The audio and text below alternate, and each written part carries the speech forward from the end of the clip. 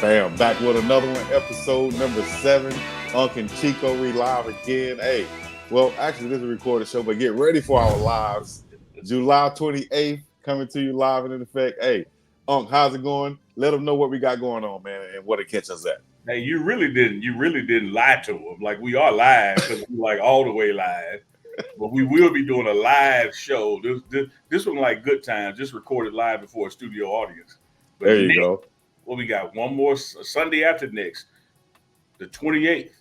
That's when they're gonna start being live on Sunday night. So man, we got a lot coming, man. If y'all want to be a part of this on the business tip, you got the email addresses on the screen that hit. We're gonna be taking on sponsorships. We're gonna be mentioning the views gonna be through the roof as the season gets going. So it's just something you want to be a part of, man. Unk and Chico coming at you. You know what? Yes, I was about to indeed. say weekly, but when you count the recorded content, it's more than weekly. Yeah, y'all. Hey, stay tuned on both channels, the pregame show and Big Dog Chico show. We have clips on both channels, both social medias. If you want to be a sponsor or advertise, make sure you contact right there on the screen, bigdogchico@gmail.com, or hit up Alexis at thepregameshow.com. So stay tuned, man. Hey, if you want to be a part of this, y'all know what to do. We look for all businesses, big, small, and everywhere in between to come and collaborate with us. Shouts out to Goonsville Athletics, Goonsville Clothing. Got your boy looking right, Oh yeah, spiffy. yeah. I That's feel like it. I'm almost back in shape now. I had some. Other I than had just some. round. Had some stickers over here, man. They be, Oh yeah, yeah. You gotta have your stickers, your hats, all that stuff, man. got that hat popping off. Get you some Goonsville if you haven't Absolutely. gotten them already, Shout out to Goonsville, man. for sure. But hey, big weekend, guys. Hey, everybody listening in out there, y'all know what it is. It's been the week of college football. EA Sports college football finally back after about a 10-year hiatus.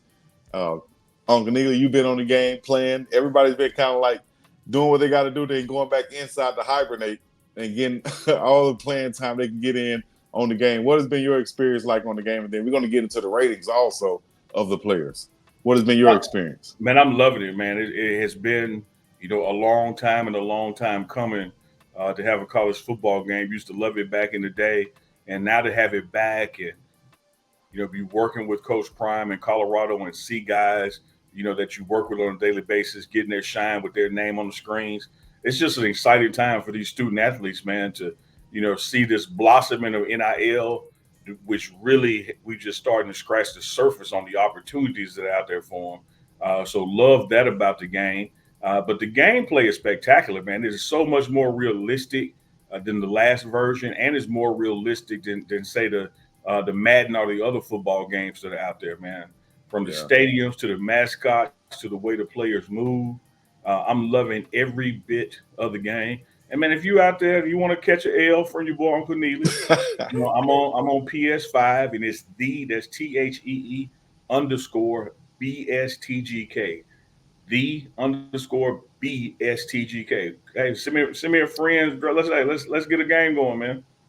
Uncle Neely said y'all come over there and catch them L's. You Yeah, feel catch me? the Hey, because I tell you what, I'm gonna tell you what's gonna happen. If by chance I'm about to catch the L, my internet gonna go out. Oh, you one of them? You one of them? Oh, I'm definitely one of them. I'm definitely one of them. He said the internet gonna go out. I remember Oh back in yeah, the day when what was it, the Sega and the Nintendo, and back then when they used to yeah. have those shorts up back there, and the wire would be always go out somehow, so you have Yeah. to position it a certain way.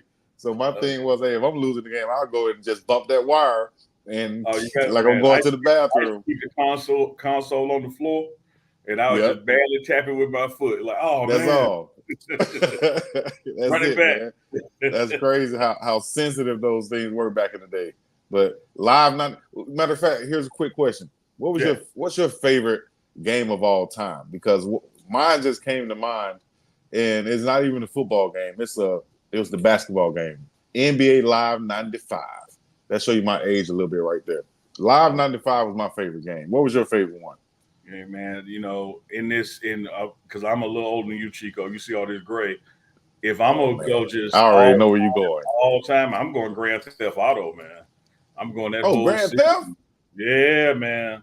Matter of Okay. fact, the only thing that's gonna make me put this college football down is they say Grand Theft coming back this year. So if that drop anytime this fall or winter, I'm gonna put this college football up for a minute. Okay, Grand Theft shout out to Grand. Grand Okay, Theft Grand Theft Auto. Auto, like that's my favorite franchise all as far as games. Well, y'all let us know in the chat what's your favorite games. I will give a quick rundown and say Mike Tyson Punch Out, Oh, Tecmo Bowl. absolutely. Yep. Remember a Classic. game called Arch Rivals. USA Basketball had a game. As we'll get into USA Basketball. And my favorite That thing was on about Sega. my favorite thing about Tecmo Bowl, you could drop back 50 yards and still throw it. You could just run straight backwards. My And favorite thing was Bo Jackson was Jackson. Bo unstoppable. Jackson. Yep. Unstoppable, man. Unstoppable. Bo Jackson, Barry Sanders was pretty good back then too. Walter Payton.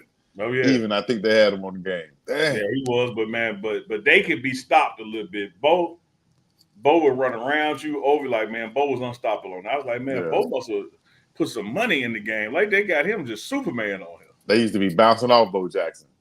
Double Dribble, shout out to Double Dribble. Shout out to Double Dribble. Super Contra.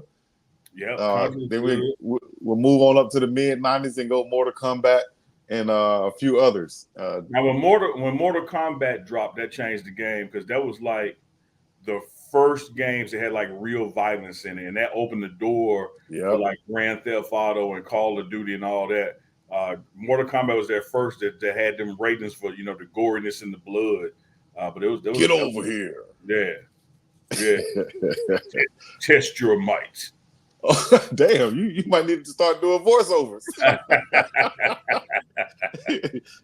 Raiden, all of them, man. So speaking of college, the games, we get back into the college football game, and I was looking at some of the ratings. I won't pull them up right here, but some of the ratings that stood out to me was things like Shedeur Sanders' strength was higher than Shiloh Sanders' strength. Justin Mayer's strength was about the same as a guy like a defensive end like Deion Hayden. Actually, I think Hayden or Hayes was higher than Justin Mayer's. I don't think that's in real life. You had Jimmy Horn Jr., who is not as fast as Travis Hunter. I think he is faster or as fast as Travis Hunter. I talked to Cass Cleveland yesterday. He said Charlie Offerdahl's ratings were way low. They said they had him as the fourth string, and Cass said he's not the fourth string. So what are some things that stood out to you about also Amarion Miller rating and Cameron Simon Craig ratings too? Oh my God, unbelievable. So what are some things that stood out to you? All of that and then some. I tell you what though, what I have been getting into more than the ratings and their numbers is how they play when you make a play with that particular athlete. And no matter what number they got for Jimmy Horn Jr., when you throw the ball to him and he catch it, he don't get caught. Same thing like with Will Shepherd. Like all the attention on offense from a defense perspective is on Travis. But man, Will Shepherd and Jimmy Horn Jr., I've been doing big plays with them. And I'm loving what Shiloh is doing on defense on the game. So regardless of what they got his numbers, he's getting interceptions, making big hits, causing fumbles. Here's what I'm hoping for and really believe is going to happen. As the season goes on in 2024 and we start playing real football, that the game is going to have updates, based on that. Even the way the players look is going to, some of the more, because when you get deep into the game, some of the brothers on there, it's just generic black guy, and like they literally all look alike. But I think as guys start making names for themselves and their numbers go up in real life, you're going to see the game adjust to that. But I love Colorado's running game on the game. I love the passing game on the game. And same thing with Travis, man. When he catches one, you don't catch him, he gone. It's bye-bye. He riding out. So like you said, I think as the season goes on, the game will be updated. The rosters will get updated, and they'll know, that this guy actually can play and is not just. But I think Colorado has some of the most footage of their players out there to where they should know pretty much every player's ratings. Here's one thing I was surprised about also, and I posted about this. Looking at the ratings once again, I'm surprised about the lowest rated guy on the team was Caleb Mathis. And I would think that EA Sports had the most access to Colorado football players to see how they move, how they reacting game situations, what they've done in the spring, to know that a guy like Caleb, who's been there, shouldn't be the lowest rated guy on the team, even lower than the freshman coming in. How was that? Did you even notice that right there? I didn't because I haven't played with him yet. I haven't adjusted the starting lineups. Mm-hmm. There's sometimes schematically where when you got it in coach mode and somebody goes in or out, but if they don't necessarily make a play, you don't get a feel for them. With your controller. I'll say this, and this is not to justify it. This is to kind of understand it. Man, with so many teams on there and so many players on there, that I bet you a lot of times what they're doing, they're just looking at the metrics of a guy as far as his height, his weight, his playing It's experience, crazy. and just kind of giving him something generic based on that. Because a perfect example of Yeah, what you just said is Charlie Offerdahl. Here's a guy who went yeah, from walk on to scholarship, so the whole world knows him.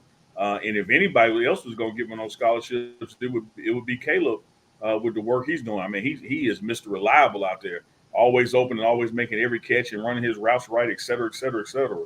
But again, Chico, I really do believe that as we get to about week 3 of the season, and then again week 6, you're gonna see these games adjust for what's really happening in the real world. All right. Well, right now, can you let everybody know what space the team is in right now? Because you see a lot of guys doing some gaming as they should be. Is it kind of like a in between period? Are they just working out? Let everybody know what's going on right now Yeah, with the Colorado Buffaloes. still wrapping up summer 2, as it's called, strength and conditioning.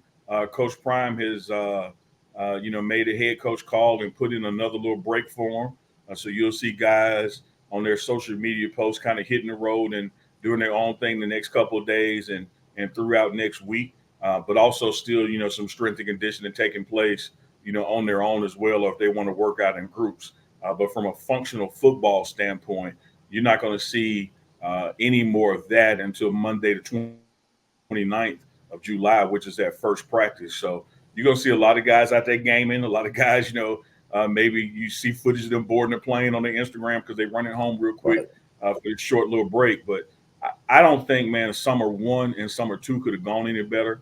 When you look at, say a Travis Hunter, who from the spring to now put on 17 pounds of muscle. You look what Shador is able to do to change his body. You look what Rock, Tyler Brown has done in that weight room to the point where an NFL guy like Coach Phil Lodeholt, his offensive line coach, saying this is the strongest player I've ever been around at any level. So I think the arrow is completely pointed up from a strength and conditioning standpoint, which only means when you get to Monday, the 29th of July, going into fall camp, and you start doing those installs and real practice, and then a week later got pads on, all of that should go smoother than last year because the team is in better Right. shape than they were last year. All right. Let's talk about this then. Some media and how things are run behind the scenes, so to speak. We had a question last week.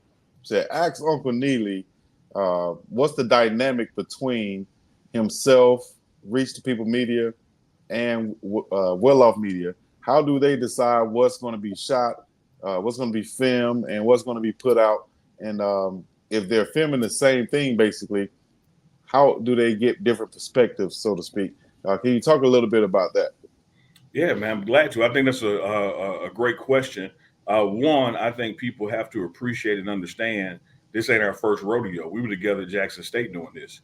And so we have a good sense of what fits somebody else's style of coverage, versus the other outlets. So, we're not quote unquote in each other's way and not really covering the same thing in the same kind of dynamic. Because, like you said, there's a lot of times we are in the same room, we are covering the same thing, but it looks different on all three different channels because we have our own personalities and what we see and what we like and what we look for. Outside of that, we totally do different things throughout the day. I do more of the sit down interviews with the players and in depth with Coach Prime's guests. Bucky with Well Off Media is that day into life vlogging going on, what's really happening with each player in the building all day, and then you got Reach the People with Darius, which is kind of a mix of both. So we're not in each other's way. We never even sit around and discuss like, hey, you got this, I got that. It really just has happened organically, since the Jackson State days, and we kind of know oh, that's his thing. He got that. Or no, that's what he likes to focus on. So he has that. And there's no doubt about it, man. With the three channels embedded in the building, and that building being 5 floors, and it being 100 people on the team and 30 on the staff, you're not going to see the same thing every day on each channel. It's just Right. like when you and I do a show together, and we could talk about gaming and WNBA and anything else, and I can go do a show with somebody else, or you could do a show with, say, Adam, and it's still a totally different show because you're talking to a totally different person. And so the different Exactly. personalities come out of each other chemistry wise. But it's really a good fit, the three of us there, because we never crowd each other's content, or man, we can be in the huddle filming Coach Prime's speech before practice, and by the time we all three put it out, if we all three put it out, looks totally different because one of us may be focused on a player as he's listening, and somebody else is focused on Coach Prime. So it really just works well, man. You would think that it'd be somewhere like we're in each other's way, but it is yet to happen, and that's now Yeah. 4 years. Big time right there. You guys are definitely doing some trend setting type things. Have there been other media outlets kind of reached out to you guys that either for consulting or just to have you guys on to kind of pick your brains and things of that nature? Oh yeah, all the time. All the time. We hear from people who want to duplicate this at different schools, and not even just football. Like one of my passions is basketball. I used to play it and coach it, and so I've had mid majors, Power Five, HBCUs. Hey, we want to create a platform like you have for football for our basketball program, and we've been consulting on stuff like that in the past, and even presently. So a lot of folks see what's happening, and they understand how having an internal but yet external media outlet. Here's what I Mm-hmm. mean by that. You're embedded with the head coach at his or her discretion, but you don't actually work for the school.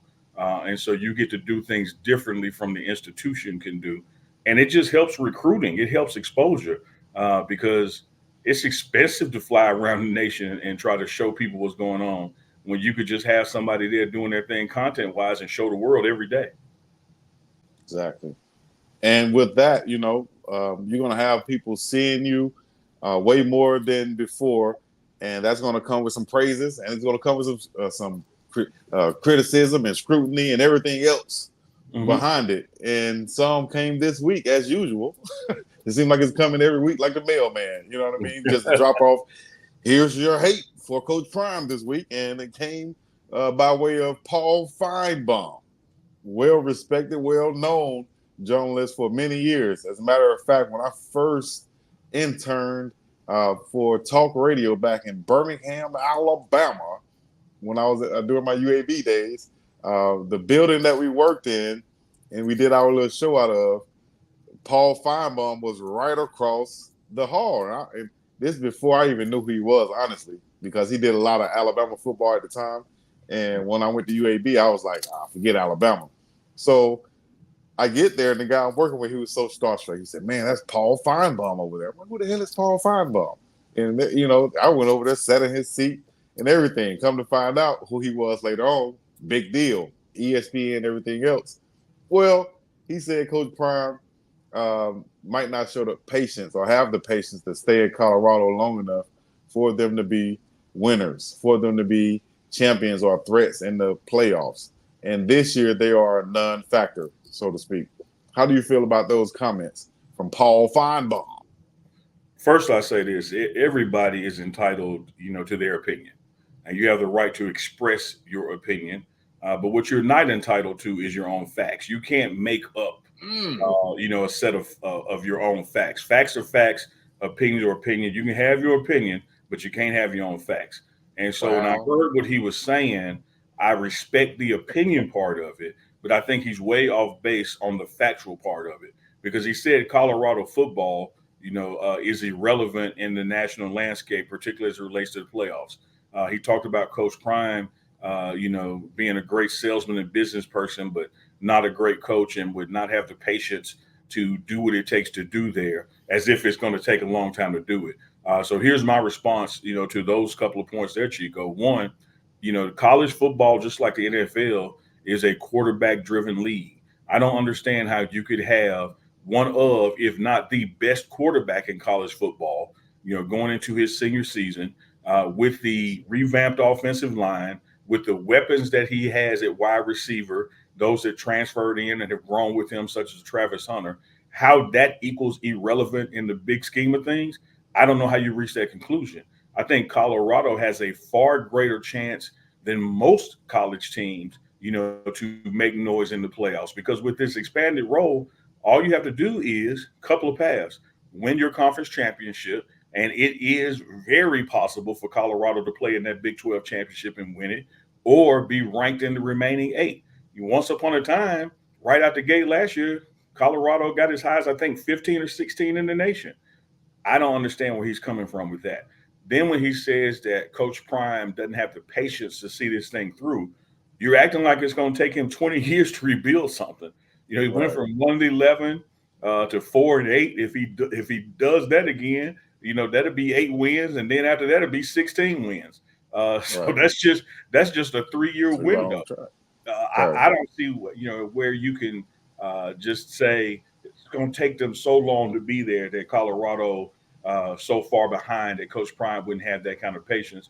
And I don't see how you could say a team with the quarterback that they have in Shedeur Sanders, the weapons that they have in Travis Hunter, Will Shepard, Jimmy Horn Jr., Jonte Wester, you name it, across the board, revamped offensive. I don't understand how you could say in August, July, that's irrelevant to the landscape of the playoffs. I think it's very relevant. That's what happened when you come from Haterville. You need to be coming from Goonsville. You feel me? Instead of Hater. I like what you did there. Yeah. Get up out of there, man. So that's Paul Finebaum's take. I'll say this. I'll play the other side a little. I can understand him saying this because, want me to tell you why? Because he feels like this. They're not gonna they're gonna be the same team as last year. He's not looking at the transfers that's coming in, the improvements that's been done around the whole program. He's looking at the team from last year. And he's saying in the grand scheme of the playoffs, the 8 teams that should be there, or however many it end up being, that team that he looked at last year is not going to be here. Well, and that's why RG3 said that is one of the dumbest takes or worst takes that I've heard all day, because he's basing it off of last year. He's not even looking at or paying attention to the 40-plus guys that Coach Prime brought in and the reason why they came in, and the things that held Colorado back last year, and the improvements being made. So let him be one of those guys. It's like one of those guys that just get hit and they don't even know they're getting hit because he don't see it coming, And those are gonna be the worst ones. Those hurt the worst sometimes because you don't even see knocked you slap out, blindsided. Yeah. So he's gonna be one of those guys laying on the field. He's gonna have to get the stretcher to come out and get him because he's gonna be blindsided by the success of Colorado, is what I feel. So just stay tuned, Paul Finebaum. Let me say this to you, Chico. With what Coach Prime has done from the end of last season to the beginning of this one, and we've yet to begin, if you don't see it, it's because you don't want to see it. Like you are willfully looking the other way. If you think that this roster, this coaching staff, because you didn't just make changes in the players, you made significant changes on the coaching staff. If you can't see that the arrow is pointing more up than it was a year ago, you just don't want to see it.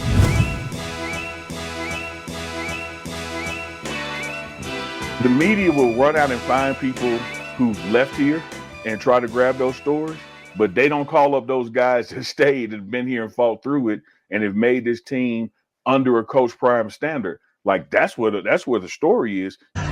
First half was a little sloppy that first quarter, had some uncharacteristic penalties, both sides of the ball. The defense really stepped up in that second quarter, got us back in the game. We got the ball first because we deferred. If we score on this drive, when we score on this drive, ball game over, they're going to fold.